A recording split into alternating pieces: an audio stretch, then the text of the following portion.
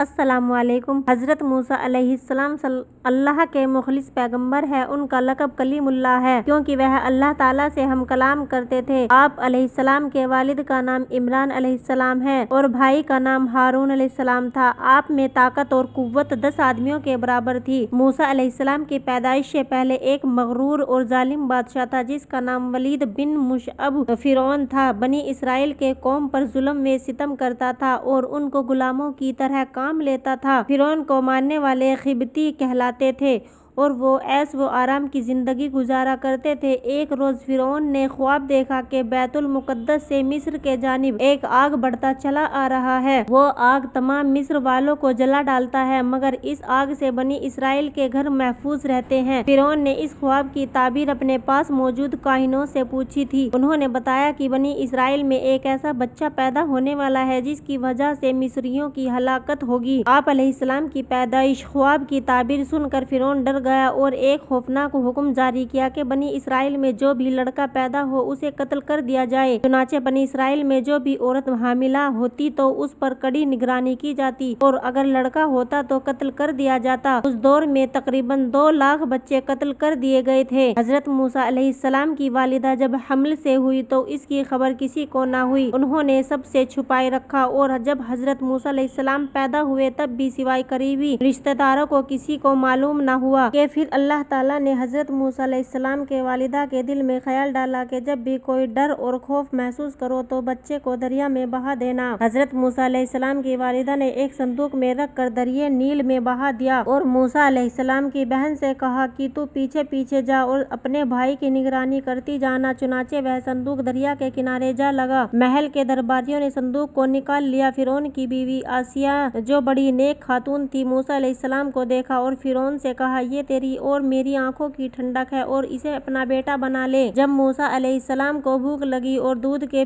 لیے رونے لگے تو دودھ پلانے والیاں لائی گئی لیکن آپ علیہ السلام نے کسی کا دودھ نہیں پیا۔ قریب میں ہی موسیٰ علیہ السلام کی بہن جو آپ کی نگرانی کرتے ہوئے پیچھے آئی تھی کہنے لگی میں ایک گھر جانتی ہوں جو اس بچے کو دودھ پلا سکتی ہے۔ اس طرح اللہ تعالیٰ نے موسیٰ علیہ السلام کو واپس ان کی ماں کے پاس لوٹا دیا۔ فرعون کے محل میں اپنے پرورش پائی اور جوان ہوئے۔ طاقت و قوت اللہ نے آپ کو بہت عطا کی تھی۔ ایک دن آپ نے 2 لوگوں کو آپس میں لڑتے ہوئے دیکھا۔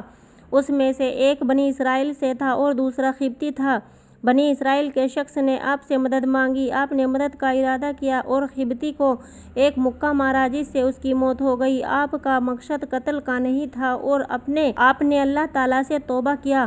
اگلے دن جب موسیٰ علیہ السلام شہر کے طرف نکلے تو دیکھا کہ وہیں بنی اسرائیل پھر کسی سے جھگڑ رہا اور آپ کو دیکھ کر پھر سے کہا آپ میری مدد کریں۔ آپ نے فرمایا تو جھگڑالو آدمی ہے اور اس کے مقابلے والی قبطی کی طرف ہو گئے۔ بنی اسرائیل نے کہا کہ کل جیسے ایک آدمی کو مارا تھا کیا آج مجھے بھی مار ڈالو گے؟ اس کی اس بات سے آپ سمجھ گئے کہ کل والی بات پورے شہر میں پھیل گئی ہے۔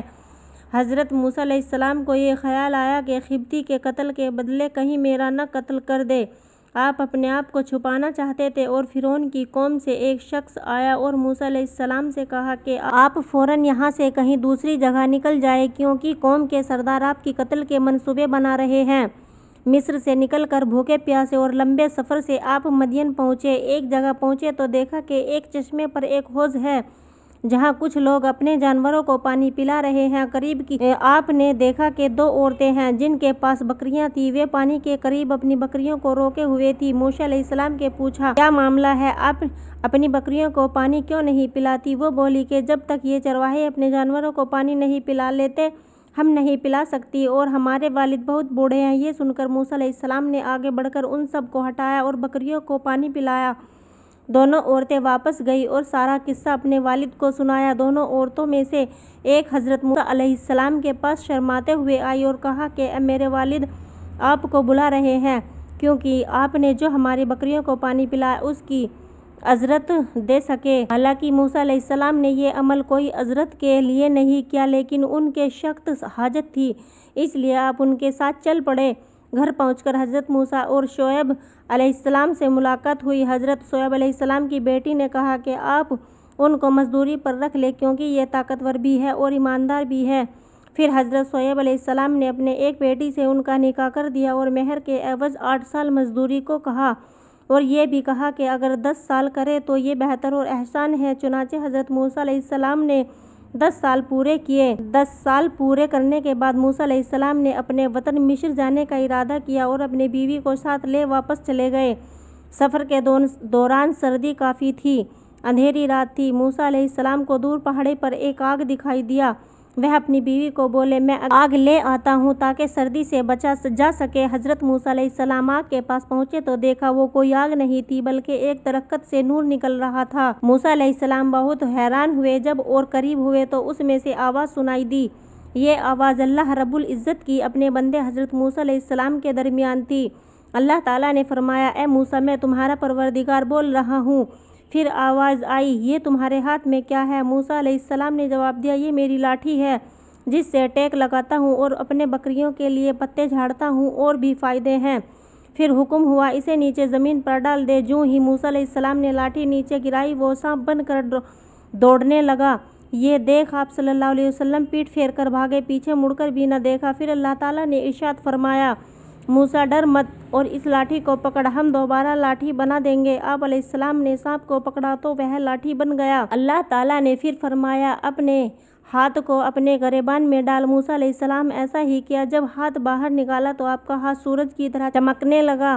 اللہ تعالیٰ نے 2 معجزے موسیٰ علیہ السلام کو دیے اور فرمایا، فرعون اور اس کے قوم کے طرف جا، یقیناً وہ بہت شرکس اور نافرمان ہے۔ پھر موسیٰ علیہ السلام نے کہا، اے میرے پروردگار، میری زبان کی گرہ کھول دے اور میرے کام میں آسانی فرما دے، اور میرے بھائی ہارون علیہ السلام کو میرے ساتھ کر دے۔ اللہ تعالیٰ نے آپ کی دعا قبول فرمائی۔ اس طرح حضرت موسیٰ علیہ السلام اور حضرت ہارون علیہ السلام کو اللہ تعالیٰ نے نبوت سے سرفراز فرمایا۔ حضرت موسیٰ علیہ السلام واپس ہوئے اور اپنے بھائی حضرت ہارون علیہ السلام کو ساتھ لیا اور فرعون کے محل پہنچے۔ محل کے دربانوں میں آپ کو اندر جانے نہیں دیا۔ موسیٰ علیہ السلام نے کہا، میں کاشد ہوں، یعنی پیغام لے کر آیا ہوں، تو دربانوں نے اندر جانے دیا۔ موسیٰ علیہ السلام نے فرعون کو دین کی دعوت دی تو فرعون نے کہا، تیرا رب کون ہے؟ جواب میں موسیٰ علیہ السلام نے کہا، وہ آسمان اور زمین کے تمام چیزوں کا رب ہے۔ یہ بات سن کر تمام درباریوں نے مخاطب ہو کر کی تھی۔ پھر فرعون بولا، اگر تو اپنے وعدے میں سچا ہے تو نشانیاں پیش کر۔ اب موقع آ گیا تھا کہ وہ دونوں معجزے پیش کیے جائے۔ پھر موسیٰ علیہ السلام نے اپنی لاٹھی زمین پر رکھ دیا تو وہ اژدہا بن گیا، اور اپنے گریبان سے ہاتھ نکالا تو وہ چمکنے لگا۔ فرعون نے کہا، یہ تو سوائے جادو کے اور کچھ نہیں ہے، اور کہا کہ تمہارے مقابلے میں بھی مشہور جادوگروں کو لاؤں گا۔ موسیٰ علیہ السلام کو اسی وقت کا انتظار تھا کہ سب کے سامنے دعوت پیش کی جائے۔ مقابلے کا دن مقرر ہوا۔ فرعون نے ماہر جادوگروں کو مخاطب کیا اور یہ بھی اعلان کرایا کہ جو موسیٰ علیہ السلام کو اپنے جادو سے پست کرے گا تو اسے مال مال کر دے گا۔ مقابلے کا دن آ پہنچا۔ لوگ ایک میدان میں جمع ہوئے۔ 40 جادوگروں کی جماعت میدان میں حاضر ہوئی۔ جادوگروں نے موسیٰ علیہ السلام سے کہا کہ پہلے تم ڈالو۔ پھر اللہ تعالیٰ نے موسیٰ علیہ السلام کو وحی کی کہ پہلے وہ ڈالے۔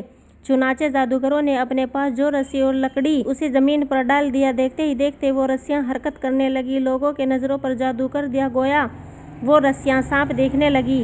موسیٰ علیہ السلام نے دہشت محسوس کی تو اللہ تعالیٰ نے وحی کی کہ یقیناً تو ہی غالب آئے گا، اور تیرے ہاتھ میں جو چیز ہے اسے زمین پر ڈال دے۔ چنانچہ موسیٰ علیہ السلام نے جیسے ہی اپنی لاٹھی زمین پر ڈالا تو ایک اژدہا بن کر تمام جادوگروں کی رسیوں کو نگلنا شروع کر دیا۔ جب جادوگروں کے یہ منظر دیکھا تو سمجھ گئے کہ یہ جادو نہیں ہو سکتا بلکہ ایک اللہ کی طرف سے ہے۔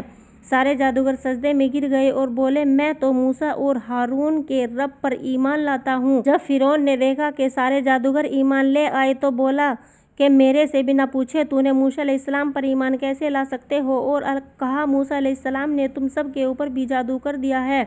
پھر بولا، میں تمہارے ہاتھ پاؤں مخالف سمتوں میں کٹوا کر کھجور کے تانوں پر لٹکوا دوں گا۔